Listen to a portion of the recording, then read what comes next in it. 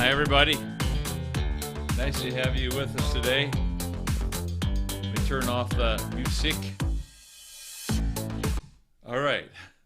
Welcome. This is Chuck Gilmore. I'm Chuck Gilmore with Power to Sing, and this is Power to Sing Live, broadcast number 147. Today we're going to talk about some exercises to help with our pitch.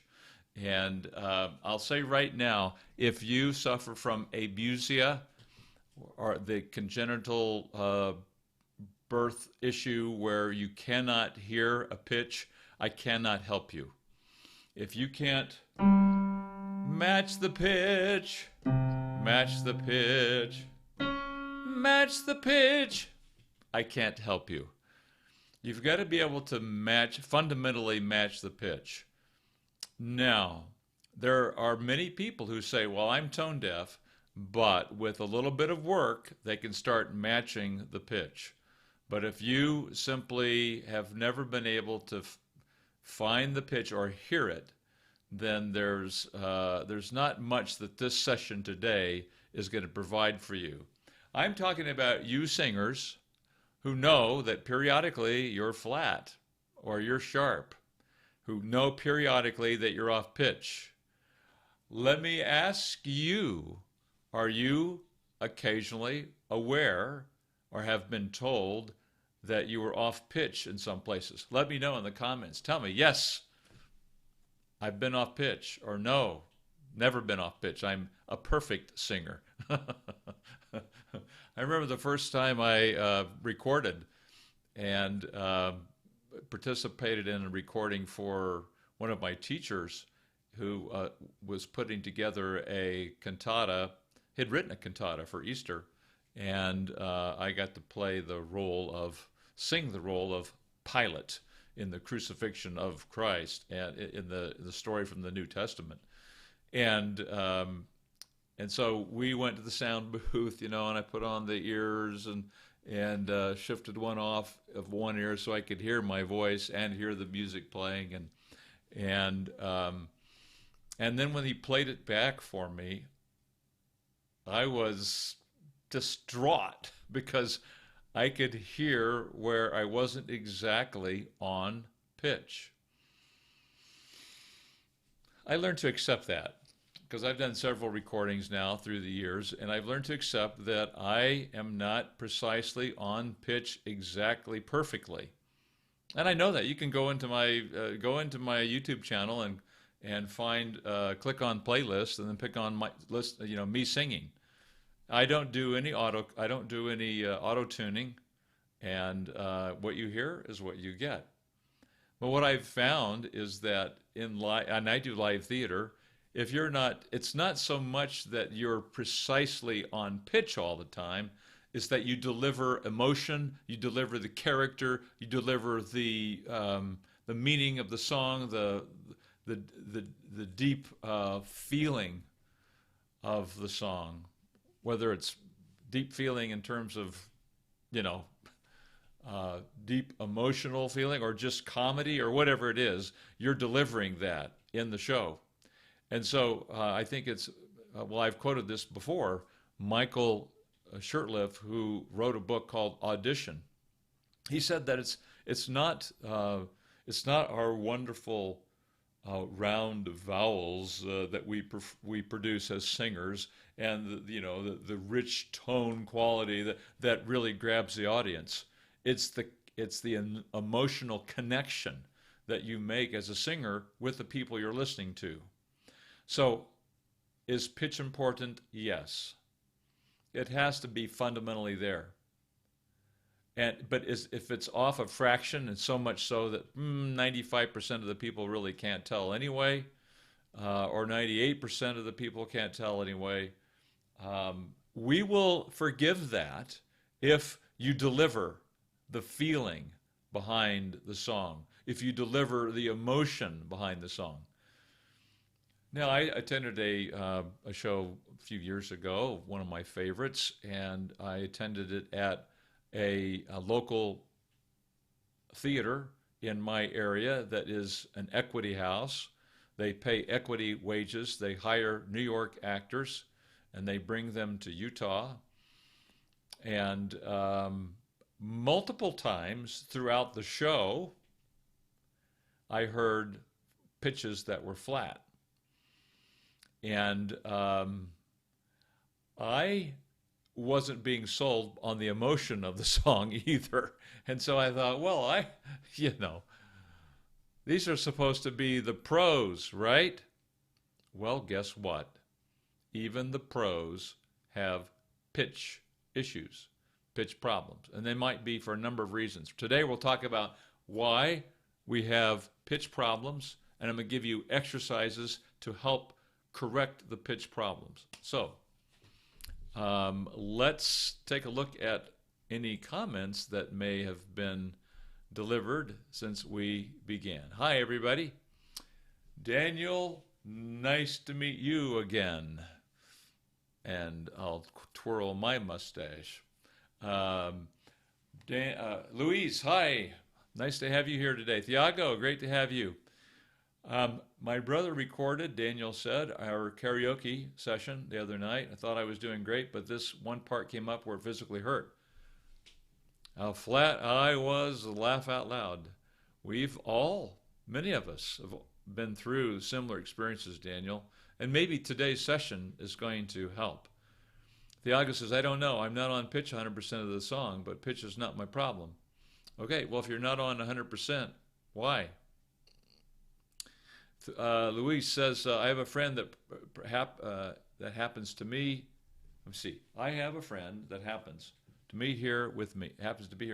He has problems with pitch, and I notice that most of the time he goes out of pitch because he can't reach the notes. Aha! So he lowers them. Yes.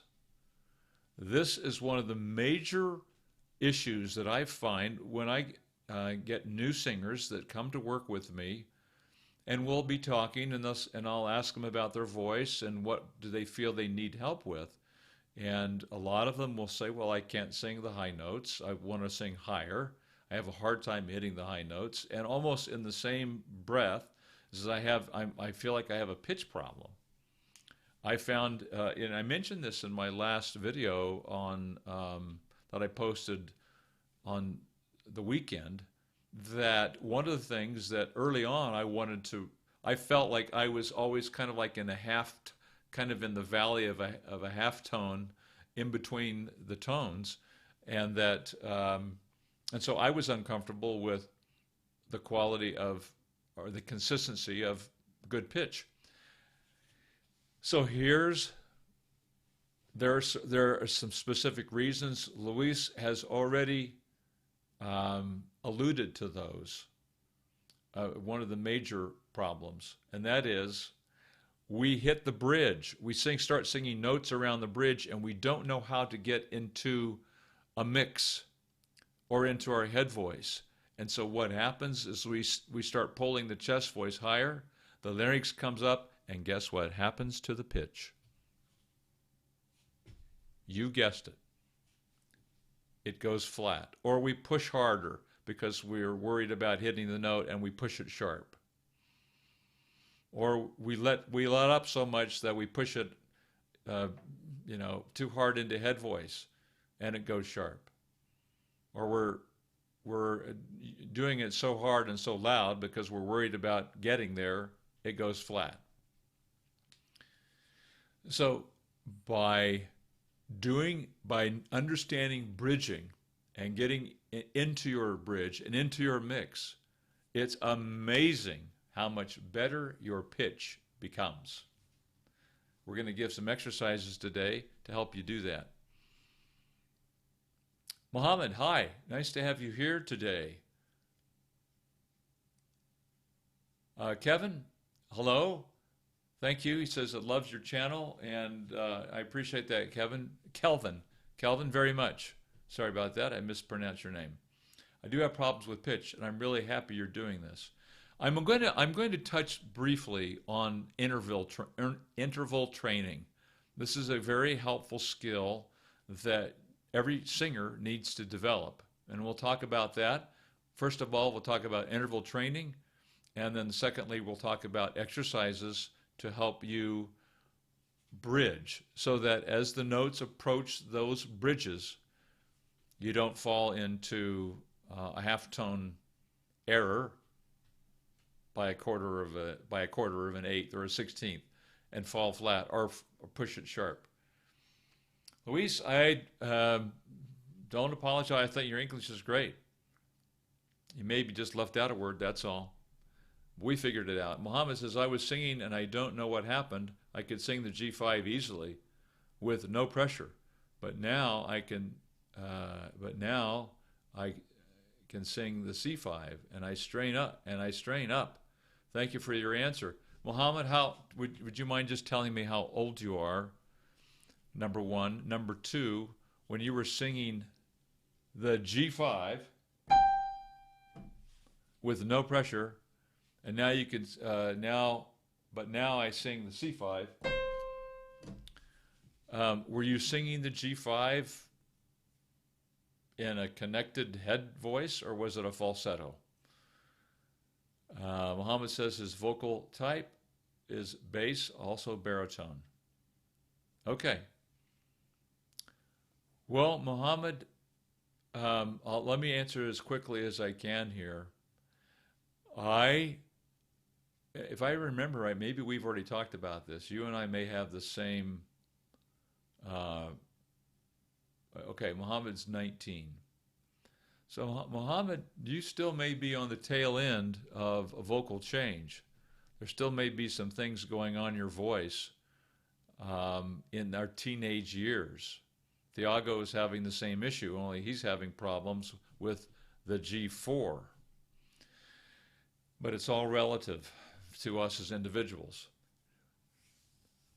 There's a couple things that can happen. Number one is the larynx can come up, and you can start pulling, and then you lose the note, or you lose the notes. Maybe you've, and I don't know in this situation, maybe you had a little bit of something going on with your voice, just like a little allergy got you, or you didn't have enough sleep, or you had a little acid reflux going on, or any number of things that could have affected that G5. That's way up there, by the way. Most tenors don't sing. Most tenors don't sing up there. They can hit it in exercises, but they don't actually sing songs up there on average. So the larynx is probably coming up, or perhaps there was some other issue going on with your voice. And then when you have trouble hitting it, your confidence kind of starts to erode. The other possibility is that you're still in your teens. I know your voice has probably been changed for a few years, but there are hormonal changes that continue to occur even though the voice is through changing. And that can affect it. From day to day, it could be different. Hey, Alan, nice to have you here. Stephen, how are you doing? I realize something about my voice. When I work on the bottom of my voice, I feel my range open up more. Okay, well, that's great. The key to the upper notes is how the key to how well your lower notes. The key to your low notes are how good your high notes are. The key to your high notes is that if you're bridging appropriately, you're mixing appropriately, so the larynx is staying down. If the larynx is staying down, you'll have access to your low notes.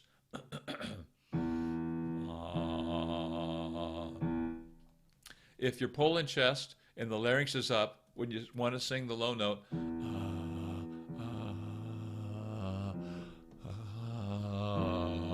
you can't quite get to the bottom. That's because the larynx is up. Now, it's always nice to be singing down in our chest voice. It always feels great. But that is not how you develop your upper register. You develop your upper register by learning how to keep the larynx down and how to learn how to bridge. Get through the bridge and into your head voice with a connected tone. Farzan, Nice to have you here. Dirty, I mean, like it's not sound clear. Okay, I must have missed the first part. All right. So Farzan says, I think I find my mixed voice, but it sounds dirty, you know, like, I mean, but so it's a little bit of scratch in it or a little bit of distortion of some sort. So Farzan, that's the larynx coming up, and that always causes that scratch. It causes that thing to go like that. And so it's the larynx coming up. So you probably are getting to your mix, but it's still with a little bit of a high larynx. So you want to keep working that and refining it so the larynx stays down. A couple of the exercises I'm going to give you today are going to help with this. Valerio, hi. Nice to have you here today. And hey, George, nice to have you back. How was, let me see, I'm thinking, was it Chico that you relocated to?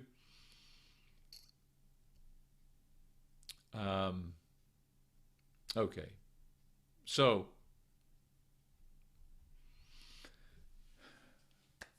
let's talk about intervals for a second. Number one, as a singer, it's really beneficial if you can read the music lines. Now, you can, after this is over, if you want to check out, I have a video I did several years ago that's referring to intervals, music intervals, and it might even be under ear training. I can't remember now. And so we talk about just basic intervals that we sing, and I put it to songs.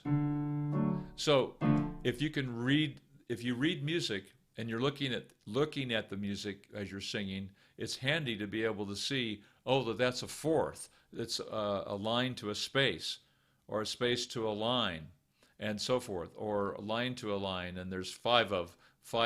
You know, you count it 5 steps up, and so you know it's a fifth, and in the fourth it's a fourth, so you can recognize the intervals in the music. That's really important. Also, is that you can hear the interval. So we've all heard this before, in the West at least. That wasn't the note I was going to play, but in the show West Side Story, boy, boy, silly boy, that's called the tritone.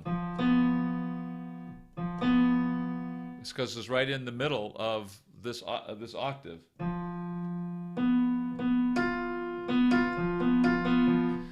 That's a tritone.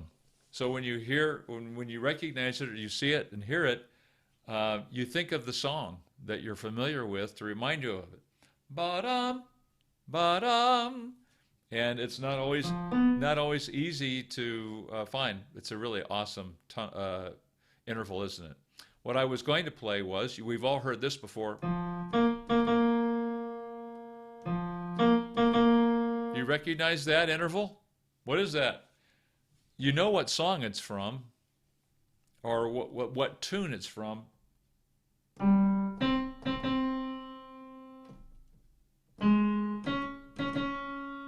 What interval is that? Anybody know? So that's an important. That's an example of intervals that when you hear them, you know how many steps are in. You know, from 1 to 4 steps, or 1 to 5.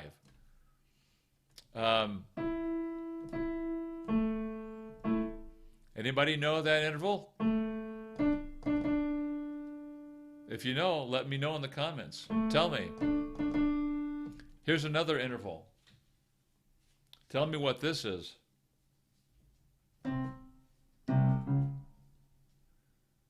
What's that from?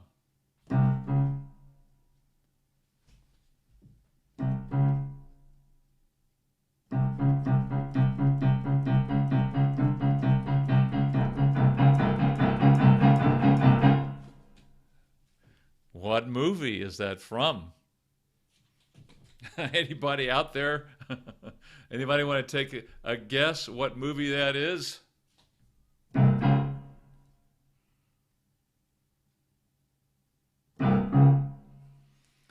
If you know the movie, yes, Thiago says the wedding march on this one.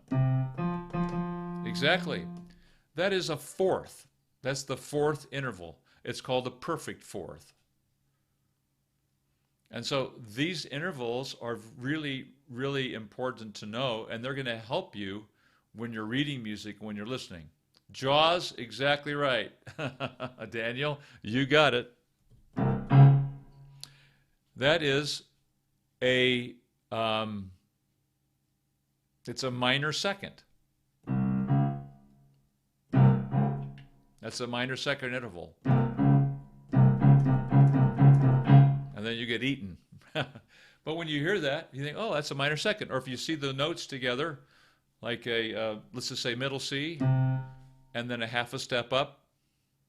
It's not a whole step, so it's not a complete interval.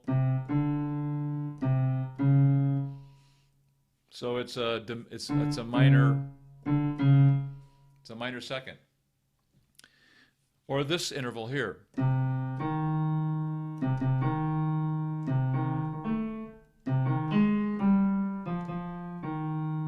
You hear that tone, that tune, those first three, it's Brahms' Lullaby, and that's a minor third.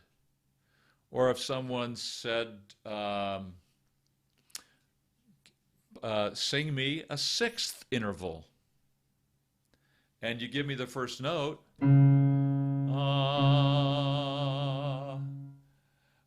it is, my Bonnie lies over the ocean, ba-da. That's the sixth. So it's very, very helpful to know these intervals. You've heard this before. For he's a jolly good fellow. That interval is the third, major third. It builds a triad.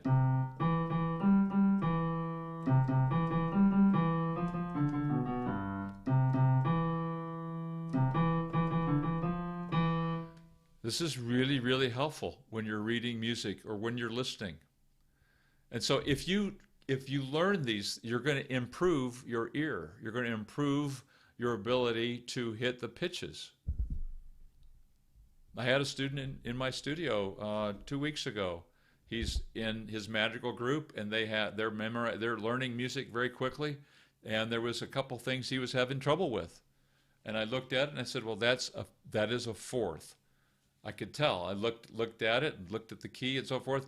I said, that's a fourth. So when you hear that note, and he had the time to do that, he just had to say, it was down here, and then ba-da-da-da. That was his next note. That's the fourth. And so now suddenly it became easy to find that note.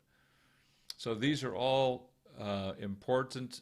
This is an important skill that you can develop.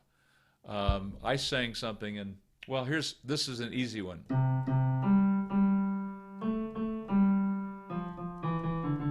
Twinkle, twinkle. It's the perfect fifth.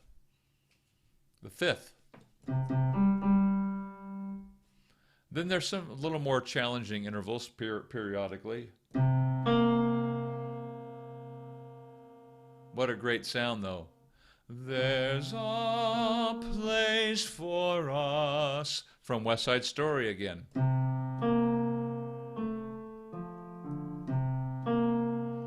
So when you hear the interval, bum bum, you know, oh, that's the 5/7, the diminished, the minor seventh, let me see, minor seventh, major seventh, the octave. Somewhere over the rainbow is your octave. So there's songs that you can associate with each of these intervals to help you remember them. Somewhere over the rainbow. And then there's a show called South Pacific. Valley High. So they use this, In this case, it's the second note that's sung. That's not valley high, it's bally high, isn't it? High, valley high. She sings this song about this mysterious highland out there, and that's the interval. So that's the major seventh. So you got your octave, your major seventh, your minor seventh, the sixth. My body. And there it is. The minor sixth is a little bit harder. Or the, let me see, minor sixth or the augmented fifth. This is where I break down a little bit on my theory. Everybody go watch Rick Beato on YouTube. But if I take a guess at this, I'm going to say, oh, where do I belong? Ba-da-da-dee-dee. So I'm able to hit it. I'm able to hit that augmented fifth or the minor sixth because I know that correlates with the song Love Story, or the theme from Love Story that was done many, many, many years ago.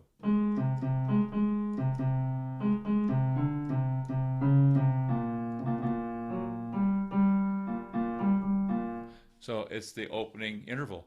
Ba, ba, ba, ba, da, dee, da, da, da, da, da. And then the next one down is the twinkle, twink, twinkle, twinkle, twinkle, twinkle is the perfect fifth.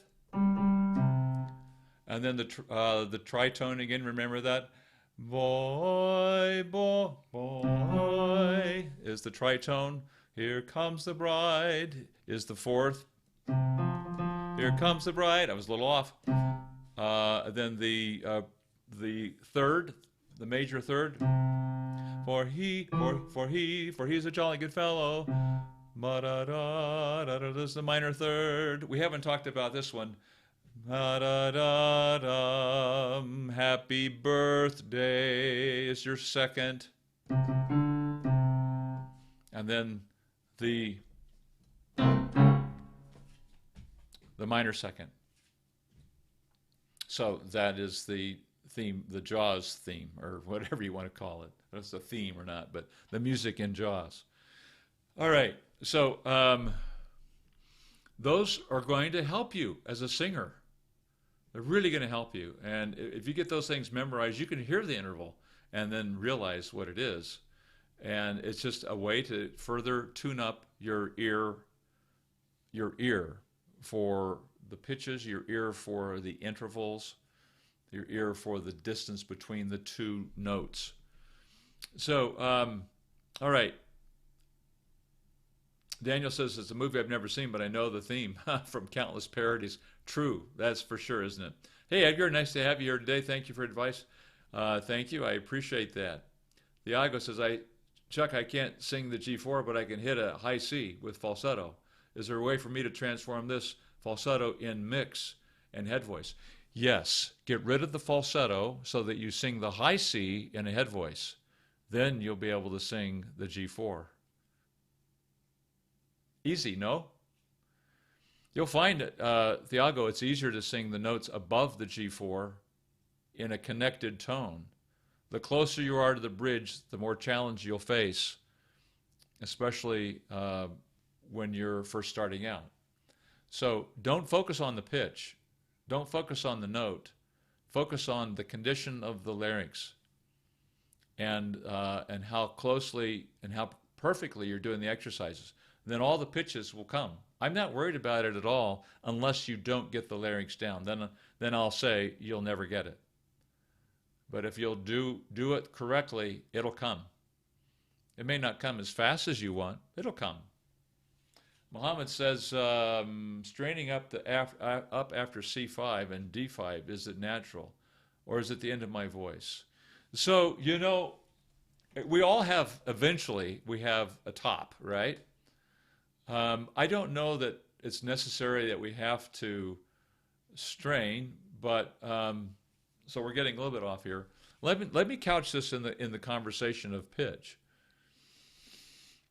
If the larynx stays down and if I'm bridging correctly, then I'm not going to strain, even on the D6, or the D5 rather.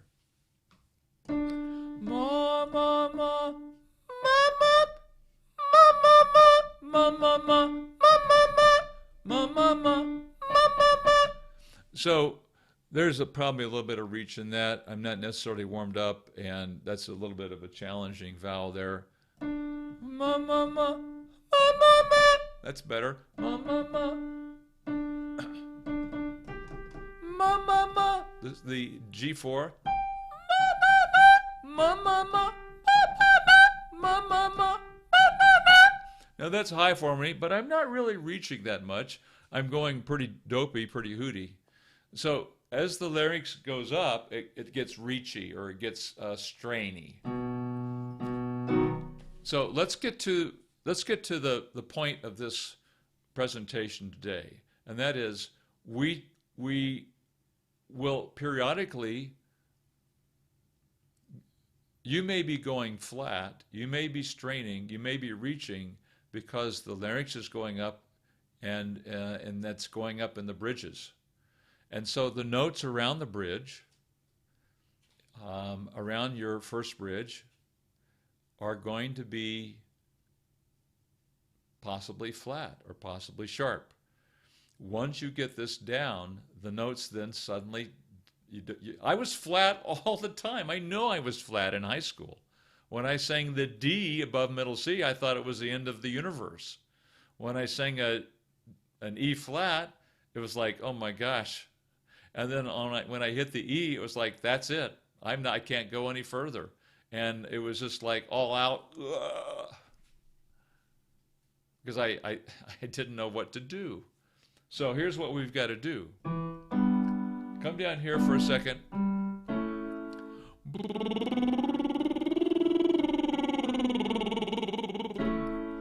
If you do that, men,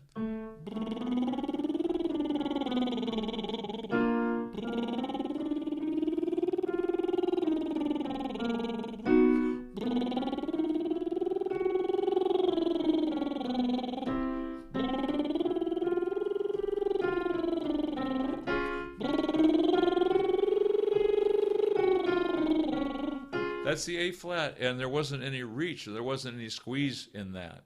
Why? Why isn't there in this? Tongue trill.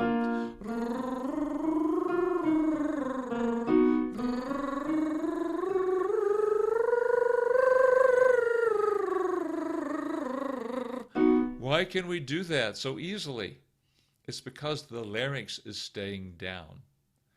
And so this exercise may seem juvenile, but it is genius, not juvenile. It's genius, because the bubble lip is helping the larynx stay down. The bubble lip helps keep the larynx down while the vibrations and the pitches and the vibrations for the pitch move up into the head. And we don't grab it, we don't squeeze it, we don't reach it.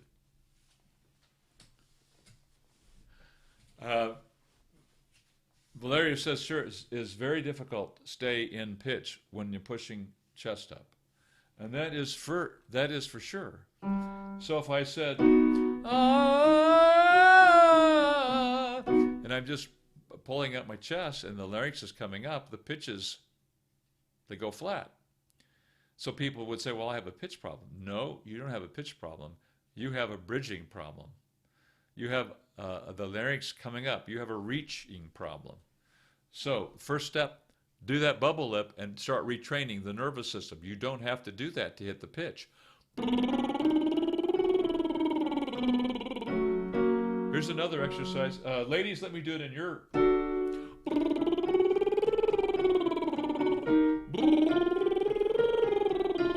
For your notes, it's going to be around the A above middle C. A, B flat, C, A, B flat, B, C, C sharp. Those are the areas where you're going to find having pitch problems. Or if you're trying to pull your chest up to the D5 or the E flat 5. So we want to be able to do those bridges.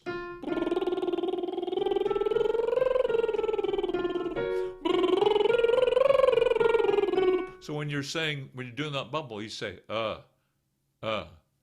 and then while you're lifting your cheeks a little bit, you say, while you're saying, the larynx stays down.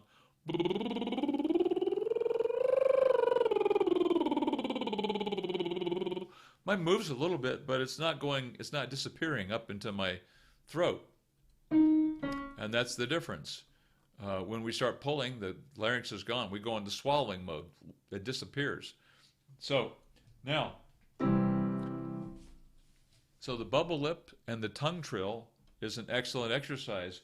And here's another tongue trill exercise you can use to help retrain your nervous system not to pull or reach.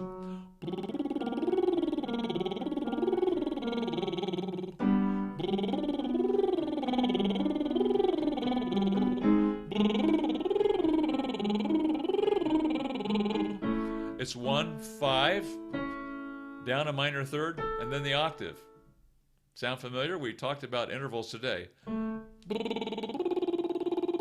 First interval, twinkle, twinkle.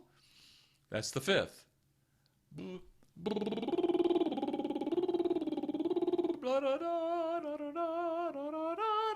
So that third interval is the minor third. I'm not sure what key I was in now. So, fifth, minor third.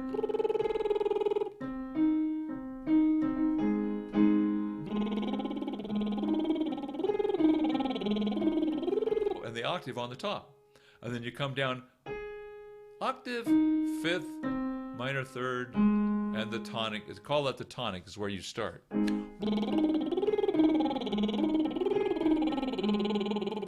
That's a great exercise to take the reach out, to keep the larynx down. And you can start, guys, you start here and work your way down. Ladies, you start up here. Do them twice.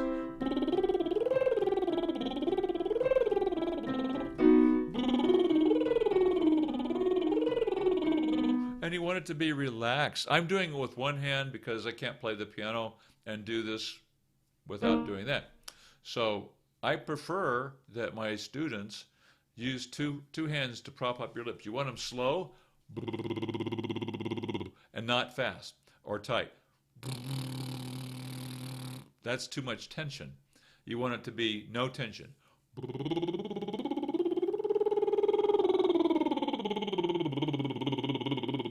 Nice and easy. So that exercise all by itself, when you come to a note where you're reaching and going flat, and someone tells you that's flat, or you know it's flat, do it with a bubble lip.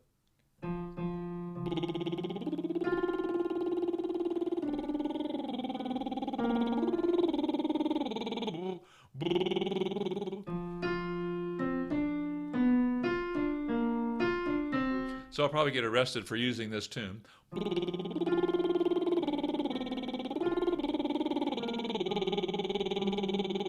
I don't want to do it anymore because Disney will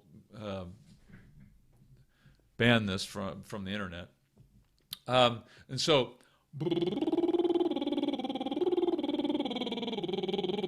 doing that bubble lip helps take the reach and helps retrain my nervous system. So here's another exercise that's really great, you guys, to keep the larynx out of this process. We want to keep the larynx down. So come back here and say, guys, gee, gee, gee, gee, gee, gee, gee, gee, gee. I don't want you to be kind of dumb about it, okay? Gee, gee, gee, gee, gee, gee, gee, gee, gee.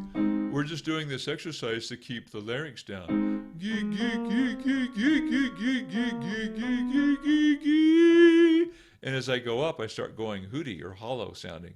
Gee, gee, gee, gee, gee. Nope. Gee, gee, gee, gee, gee, gee, gee, gee, gee. Gee, gee, gee, gee, gee, gee. hear that that hollow sound? That's what you want on this exercise. Because if I don't have that, I have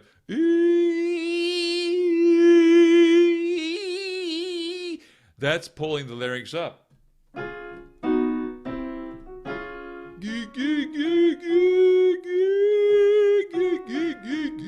Now, ladies, you would do it right up there too. This is going to help you improve your pitch.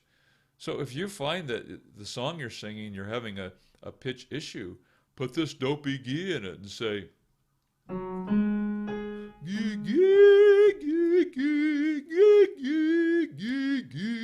and do it with that imposed larynx down. And then gradually go a little more normal.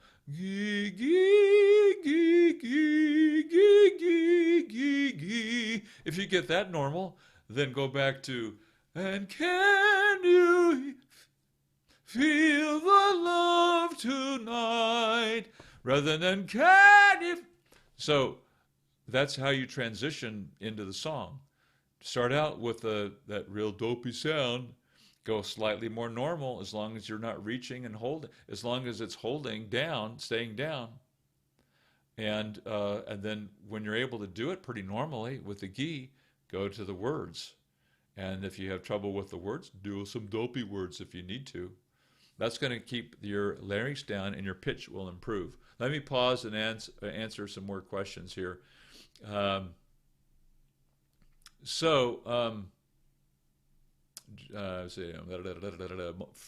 Mohammadi says, I'm 15 and I want to be a big singer in the age of 20 or 21. Eli vids so much. It helps me so much. Thank you. I'm hoping that this is helping a lot of people, Farzan, so thanks. Daniel says a movie, okay. Edgard, says, thanks for your advice. You're amazing. Thank you, Edgar. So are you. I talked about Thiago and the G4 already. So I'm kind of backtracking here. Let me get on to the new one. Okay. Ritik Sharma. How we could develop whistle tones on the C5 scale. I don't really teach whistle tones because I don't have any singers that use those in songs. They're kind of a novelty and interesting. But so I'm not sure if you're talking about this sound that's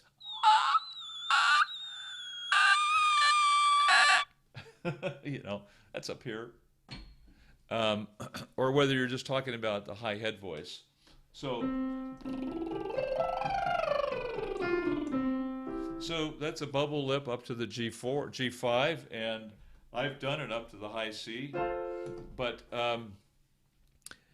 so I know there's some people who teach the whistle notes and online, so just check around. I forgot his name, but the guy in New York, the Broadway lessons, I can't remember. He's got a little thing on the whistle note, and he actually helped me do that. But I do it backwards. I inhale and get a.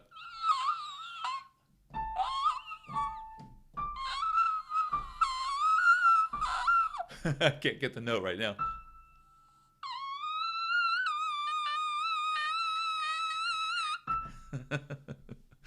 All right, so much for that. That whistle tone was flat. Okay, slightly off topic, Daniel says, but quick question: how long is a good amount of practice per day? And I think if could you do it consistently every day, 30 minutes, 6 to 7 days a week, and do it really correctly, do it really well, I think you'd be amazed by your progress. If you perform an hour, then you should practice an hour. You want to go through your songs, and when I'm in a show, I'll practice my songs and my dialogue, and sometimes that's depending on the part. It takes me a good 30 to 45 minutes, sometimes an hour, depending on what I'm performing. So you want to practice as long as you're performing. If you're not performing, then I think it's kind of up to you. But I would say you wouldn't want to be less than 15 to 20 minutes. 30 minutes is good and solid. You could get a good vocal exercise and go through the songs a couple times, or a song a couple times. 45 minutes, great. An hour, I don't know that I would say do more than an hour, unless you have a performance that takes you, if you're singing for an hour and a half, 2 hours, you'll probably want to practice an hour. I think it's more important to do it correctly and maybe do 2 short sessions during the day. Like do 2 20-minuters, or maybe 2, if you want to do an hour, break it in half. Do 30 minutes one time a day and 30 minutes later. How can we bring or produce emotions in our song? That's a great question. It's not on topic, but let me answer it real quick. You focus intensely on the meaning of the words that you're singing. Dive deeply into the text. Dive deeply into what is being said and relate to it. Write them out, word by word, or phrase by phrase, sentence by sentence. What does that mean to you? What emotion does it bring into your heart and mind? If you can't think of something that you can relate to in the words, make it up. Create a story in your mind and pretend that it's real. Focus on the lyrics and the emotions will come. Promise you. Just double down on the meaning and the purpose and the feeling of the song, of the words of the song, and the emotions will come. You have to be careful not to get, you don't want to lose control of your emotions, which I can do if I do that too much. So I can't go too deep on that. All right, so let me get a couple of these questions done, and we'll cover a couple more examples of exercises you can do to improve your pitch.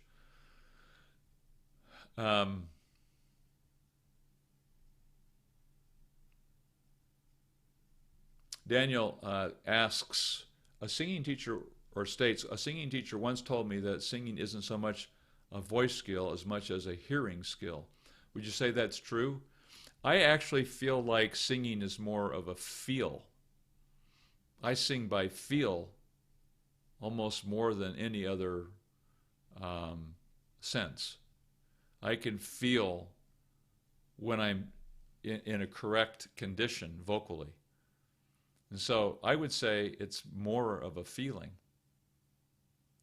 However, if you were deaf, it'd be hard to sing because you can't hear it. So I would say the feeling and the hearing goes hand in hand, and you probably want both.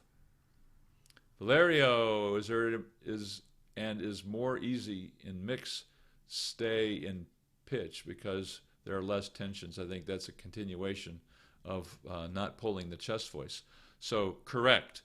Our pitches are better if we are in our mix. If we're in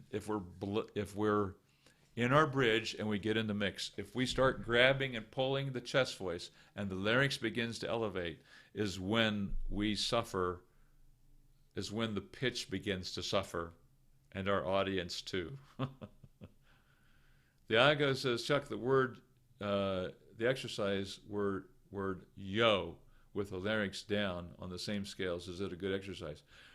I don't use yo yo yo too much, but anything with O in it is going to be kind of a mid. It's gonna be pretty good for the larynx. Yes, so you could say yo yo yo, yo yo yo yo yo yo yo yo yo yo. I don't really like yeah because it really it's easy to grab. The tongue starts, doing things. Yeah.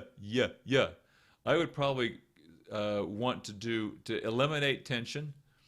I might say even go is maybe slightly more. There's a little less tension than the yeah, but coco or no,